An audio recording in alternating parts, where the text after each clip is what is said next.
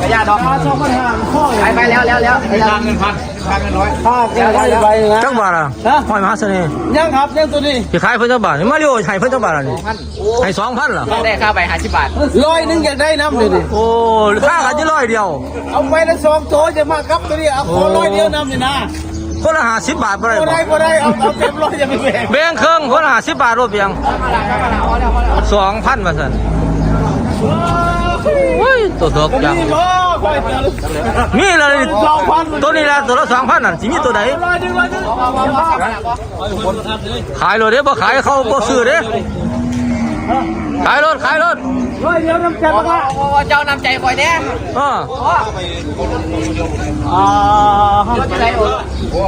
าไปขึ้นรถเฮ็ดใบมากเจ้าตัวเอ็ดเนาะผู้ขายเฮ็ดใบเอาตัวไปเอาเลยกาแฟก็ไม่ได้กินมาสั่น2,000พี่น้อง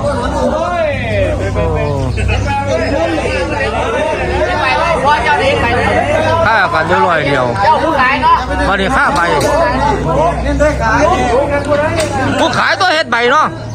บ่ให้ออกได้บ่ได้ออกแล้วบ่เฮ็ดใบบ่ได้ออกไปไงถึงไงเนาะบ่ถึงไงบ่ให้ออกได้เนาะบ่เฮ็ดใบบ่ได้ไปเฮ็ดใบมาซื้อเหล้าพร้อมเด้อเหล้าบ่นำเราชุดใหญ่พุ่นเด้เฮ็ดบ่ได้ว่าซั่นไปแม่ดูเฮ็ดนะจะเฮ็ดนะบ่ได้ให้ออกเด้บ่เฮ็ดใบยังกระจอกเลยนี่เงิน50 บาทเลยมันรับผิดชอบ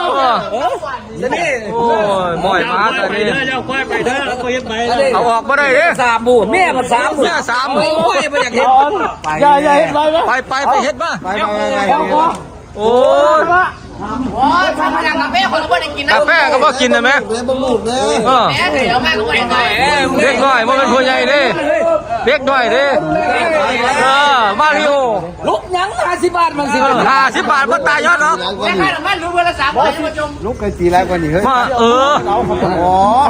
เขาหาคาไว้แล้ว2,500แล้วเขาหาคาเขาโตมาแจ้งบ่แล้วบ่แต่คนละ500นะโอ้ขายอีต้นมัน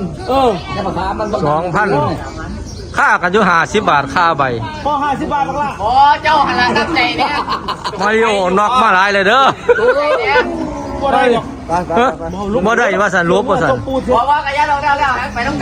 กันรถไปขายนักเลงยังเป็นนักเลง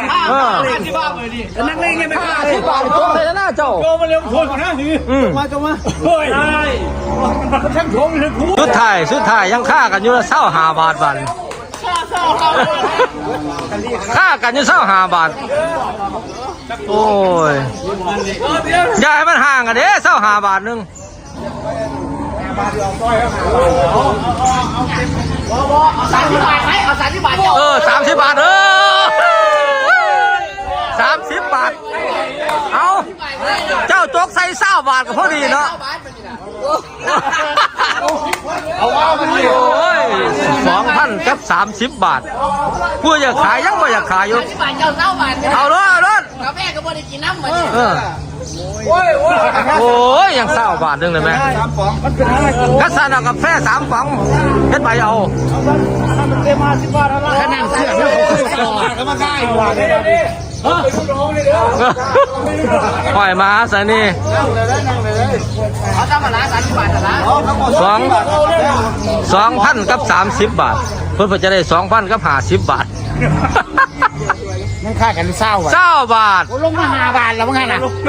เพิ่มให้อีกแล้วจ่ายไปโอ้ยธรรมดากาแฟก็ไม่ได้กิน2 ก็ไม่ได้กินกาแฟน้ำอันดีเอาขึ้นเราไปไปเอา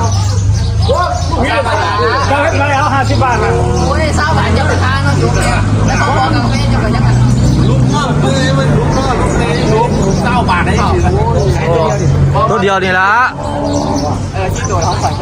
จนได้ทีได้ไปเข้าให้เลยเรามันได้ตามใจเจ้าของเลยไหมขอเรามาสุดหนึ่ง2,000 กับ 50 บาทเอาง่ายมองนี่บ่มีแต่มหาเสน่ห์เลยเนาะปล่อยเถอะปล่อยมหาเสน่ห์มาขายดีหรอ